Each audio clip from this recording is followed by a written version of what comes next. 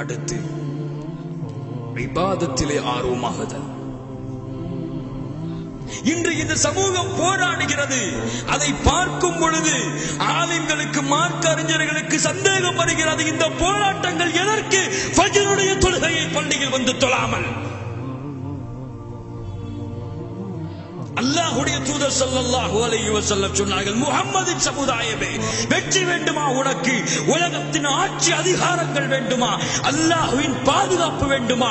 காலையிலே ஃபஜ்ருக்கு பள்ளியிலே அதான் சொல்லப்பட்ட பிறகு பள்ளியை நோக்கி விரண்டு சென்று முதல் சஃபிலே தக்பீர் கட்டி உலக முஸ்லிம்கள் வெளியே பள்ளியை விட்டு ஒரு தினம் வெளியே வந்தால் போதும், அல்லாஹ்வுடைய உதவி அவர்கள் பள்ளியை விட்டு வெளியே வரும் பொழுது அவர்களுடைய காலுக்கு அடியில் கிடக்கும். அல்ஹம்துலில்லாஹி ரப்பில் ஆலமீன். அல்லாஹ்வுடைய தூதர் சொன்னார்கள், யார் ஒருவன் ஃபஜ்ருடைய தொழுகையை ஜமாஅத்தோடு தொழுகிறானோ அன்றைய முழு தினத்துடைய பாதுகாப்பையும் அல்லாஹ் எடுத்துக் கொள்கிறான். ஒட்டுமொத்த முஸ்லிம் சமூகமும் ஃபஜ்ருடைய தொழுகையை பள்ளியிலே சென்று தொழுதால் அன்ற முழு சமூகத்துடைய வெற்றியின் பொறுப்பையும் அல்லாஹ் எடுத்துக் கொள்கிறான். ஆனால் இன்று பார்க்கிறோம், தொழுகை இருக்காது, ஆனால் போராட்டங்கள் இருக்கும். தொழுகையை மறந்து விடுவார்கள், தொழுகையை விட்டு விடுவார்கள். ஏதோ காசு பணத்தை தொலைத்தது போன்று தொழுகையை விட்டுவிட்டு இந்த பூமியை நடமாடி கொண்டிருப்பார்கள். இவர்களை அல்லாஹ் முஸ்லிம்களாக அங்கீகரிக்க மாட்டான்.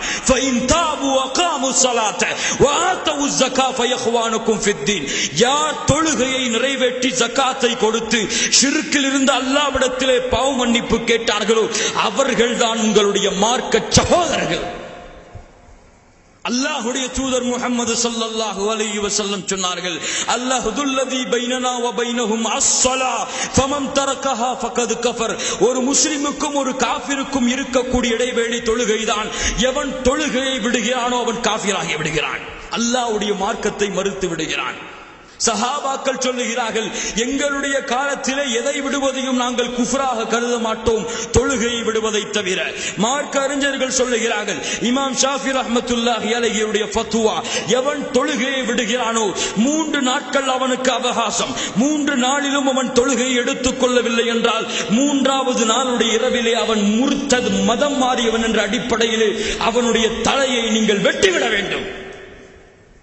அவனுக்கு முஸ்லிம் கபுர்ஸ்தானிலே இடம் கிடையாது. அவனுக்கு ஒரு முஸ்லிமான பெண்ணை திருமணம் செய்து கொடுக்க கூடாது. அவனுக்கு முஸ்லிம்களுடைய வாரிசுரிமை சட்டம் கிடையாது.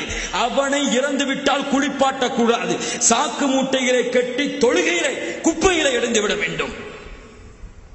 அபூ ஹனீஃபா ரஹ்மத்துல்லாஹி அவர்கள் மட்டும்தான் இந்த விஷயத்தில் லேசான ஒரு சட்டத்தை சொல்லி இருக்கிறார்கள். அவன் தொழுகையை நிறைவேற்றும் வரை அவனை அடித்துக் கொண்டே இருங்கள், மரணித்தாலும் சரி. மாலிக் ரஹ்மத்துல்லாஹி அலைஹி, அஹ்மத் பின் ஹம்பல் ரஹ்மத்துல்லாஹி அலைஹி அவர்கள் எல்லோருடைய ஃபத்வாவும் 3 நாட்கள் தான் அவகாசம். 3 நாளும் தொழுகையை நிறைவேற்றவில்லை என்றால் மார்க்கத்தை விட்டு வெளியேறியவன் வெட்டி விடுங்கள். இன்று ஜும்ஆ வாசிகளாக வாழ்ந்து கொண்டிருக்கிறார்கள் முஸ்லிம்கள். வெள்ளிக்கிழமை பார்த்தால் பள்ளிகளில் இடம் இருக்காது. காலை ஃபஜ்ர் தொழுகையில் பார்த்தால் இமாமும் முஅத்தினும் நின்று கொண்டிருப்பார்கள். எத்துணை பள்ளிகளிலே இந்த காட்சியை பார்க்கிறோம். இப்படி பள்ளிகளை காலி செய்துவிட்டு தெருக்களிலே போராடக்கூடிய சமூகம். போராட்டம் கூடாது என்று சொல்லவில்லை, பள்ளிகளை மறந்துவிட்டு தொழுகையை மறந்துவிட்டு தொழுகையை கூட சரிவர நிறைவேற்ற துப்பில்லாத இந்த சமூகத்தை கொண்டு அல்லாஹ் வெற்றியை கொண்டு வர முடியாது. இது தொழுகையுடைய நிலைமை என்றால் இன்னும் எத்துணை இபாதத்துகள் இந்த மார்க்கத்தில் இருக்கிறது. அதிகாலையிலே இறைவன் முதல் வானத்திற்கு இறங்கி வருகிறான். யாராவது என்னிடத்திலே மன்னிப்பு கேட்பவர்கள் இருக்கிறார்களா? மன்னிக்கிறேன். யாராவது என்னிடத்திலே உதவி கேட்பவர்கள் இருக்கிறீர்களா? உதவி செய்கிறேன் என்று அல்லாஹ்வுடைய அழைப்பை ஏற்றுக்கொள்ளாமல் உறங்கிக் கொண்டிருக்கும் முஸ்லிம்கள் இருக்கும் சமுதாயம் இது. ஒரு இபாதத்திலே முன்னேற வழிகளை தேடிக்கொள்ளாத சமுதாயம் எப்படி அல்லாஹ்வுடைய வெற்றியை நோக்கி தங்களுடைய நடைபயணத்தை மேற்கொள்ள முடியும்? சிந்தித்து பாருங்கள். உங்களுடைய சிந்தனைக்கு விடுகிறேன். சுப்ஹானல்லாஹி ரப்பில் ஆலமீன். ஆம் கண்ணியத்துக்குரியவர்களே, பள்ளிக்கு அதான் சொல்லப்படுவதற்கு முன்னதாக பள்ளியிலே சென்று அல்லாஹ்வுடைய தொழுகையை எதிர்பார்த்து வாழ்ந்த சமூகம் இது. தங்களுடைய உயிர் பிரியக்கூடிய நேரமாக இருந்தாலும் உமர் பின் கத்தாப் ரலியல்லாஹு அன்ஹு தங்களுடைய உயிர் பிரியக்கூடிய நேரத்தில் எழுப்புகிறார்கள். குடல்கள் எல்லாம் வெளியே வந்து கத்தியால் குத்தப்பட்டு கிடக்கும் பொழுது உமர் அவர்களே, தொழுகையின் நேரம் வந்துவிட்டது. நஅம் நஅம் லா ஹப்ப ஃபில் இஸ்லாம் லிமன் தரக்க ஸலா. ஆம் ஆம், எவன் இந்த மார்க்கத்திலே தொழுகையை விடுகிறானோ அவனுக்கும் இஸ்லாமிற்கும் சம்பந்தமில்லை என்று உமர் அவர்கள் கூறிவிட்டு அந்த நேரத்திலும் தொழுகையை நிறைவேற்றினார்கள். ஏன்? இவர்கள் பார்த்து வளர்ந்த தூதர் அப்படி நிறைவேற்றினார்கள்.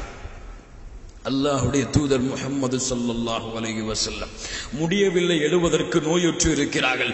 2 தோழர்களை அழைத்தார்கள். அழைத்துக் கொண்டு இருந்தார்கள், மயக்கமுற்றுக் கொண்டு இருந்தார்கள்.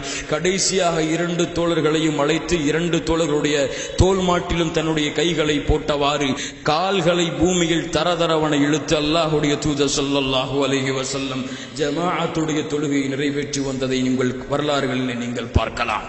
அல்லாஹ்வுடைய தூதர் ஸல்லல்லாஹு அலைஹி வஸல்லம் சொன்னார்கள், ஜமாஅத் தொழுகை நடந்து கொண்டிருக்கும் பொழுது யார் தங்களுடைய வீடுகளிலே தொழுது கொள்கிறார்களோ அவர்களுடைய வீட்டை நெருப்பால் எரிக்க என் மனம் நாடுகிறது. பெண்களையும் குழந்தைகளையும் கணக்கில் கொண்டு நான் விடுகிறேன். எந்த குற்றத்திற்கு? யார் தங்களுடைய தொழுகையை பள்ளியில் அமைத்துக் கொள்ளாமல் வீடுகளில் அமைத்துக் கொள்கிறார்களோ அவர்களுக்கு. ஆனால் தொழுகை இல்லாமல் முஸ்லிம்கள் என்ற பெயரிலே இந்த சமூகம் உலா வந்து கொண்டிருக்கிறது. இந்த சமூகத்திற்கு அல்லாஹ் உதவி செய்ய வேண்டும். என் அன்பு சகோதரர்களே, இல்லா மாஷா அல்லாஹ், அல்லாஹ் பாதுகாத்த நல்ல கூட்டமும் இந்த சமுதாயத்திலே வாழ்கிறது. பள்ளிக்கு அதான் சொல்லப்படுவதற்கு முன்னதாகவே அடுத்த வக்திற்கு எப்போது பள்ளிக்கு செல்ல வேண்டும் என்று கணக்கிட்டு தங்களுடைய நேரங்களை வடித்துக் கொண்டு எந்த இடத்தில் எப்படிப்பட்ட சூழ்நிலையில் வாழ்ந்தாலும் அல்லாஹ்வுடைய தூதருடைய அல்லாஹ்வுடைய கட்டளையை நிறைவேற்றுவதற்கு ஆவலுடன் உள்ளத்திலே காத்துக் கொண்டிருக்கக்கூடிய சமூகமும் இந்த சமூகத்திலே வாழ்ந்து கொண்டிருக்கிறது. அல்லாஹ் அந்த கூட்டமாக என்னையும் உங்களையும் ஆக்குவானாக.